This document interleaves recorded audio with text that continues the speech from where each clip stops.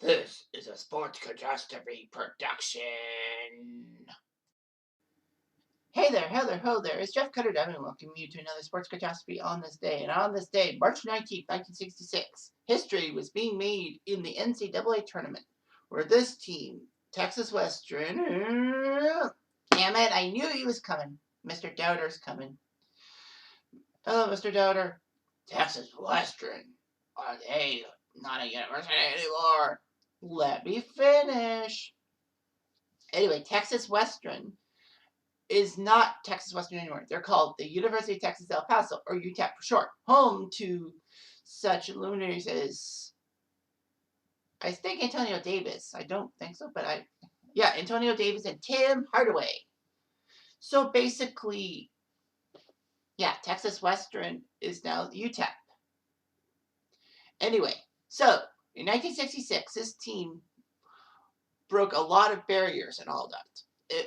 You may think that the 1966 NCAA tournament was just basically meaningless. Although the fact is that UCLA, starting in 67, would take home like 9 out of 11 titles. But anyhow, this is huge. Now, the team won the national championship in 1966, becoming the first team with an all-black starting lineup to do so. Now remember, segregation was still big in the southern United States, and in Texas, basically blacks were not viewed as highly as whites.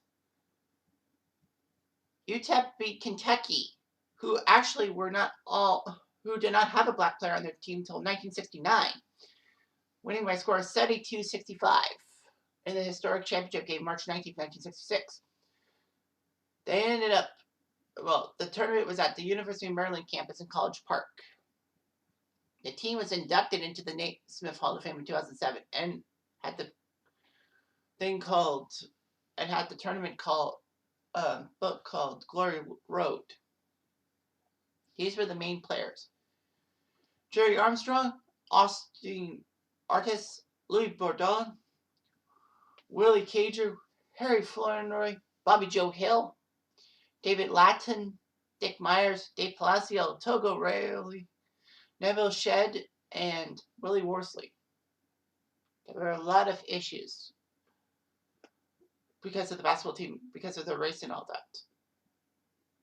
For example, when they won the title, no one brought out a ladder for them to cut down the net. Basically, one of the centers had to hoist up 5'6" guard Willie Worsley to do the honors. And they were not invited on the Ed Sullivan Show, which was customary for the NCAA champions. However, UTEP's national championship did promote the desegregation of athletics, mostly in the Southeastern Conference, which had its first black player in 67. Their only loss was a late game to the University of Seattle. Not again. Do they play basketball? No, they don't. The University of Seattle doesn't play basketball anymore. Regardless, so that was weird and all that. But anyway, they went to the NCAA tournament of 1966. 22 schools in single elimination play. Only 22 schools. Although there were 26 games, including a third place game in each region. Why? I don't freaking know. In a national third place game.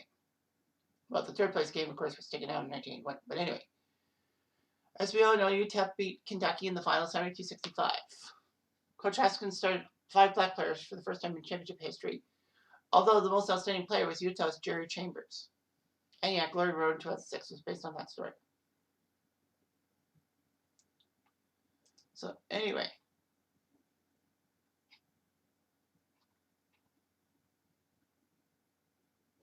each region have 6. 2 of the 4 regions had 6 teams and 2 had 5. So basically, in the East and the Midwest, in the Mid-East region, I would say Mid-East, I don't know. But anyway, there were 2 quote-unquote quarterfinals, and then the winners of those would face the the two teams that got into the bye to the region semifinals. Meanwhile, in the Midwest and the West region, there was only one matchup to decide who gets into the region semifinals. Duke, before Mike Krzyzewski was head coach, got to the Final Four. 1966. Duke beat Syracuse. 91-81. Kentucky beat Michigan to get into the Final Four after taking care of Dayton in the first round. Texas Western had to qualify. Wow, they had to beat Oklahoma City, again another school that doesn't really exist anymore. And then they took themselves to overtime against Cincinnati and barely beat them. And then they beat Kansas in double overtime, which was huge, to get to the Final Four. Meanwhile, Utah got to the Final Four by beating Pacific and Oregon State. So Duke took on Kentucky in the first semifinal, and Kentucky won by 4, while UTEP beat Utah by 7. Got to the final and won 72-65. There was some regional third place games, blah, blah, blah, blah, blah.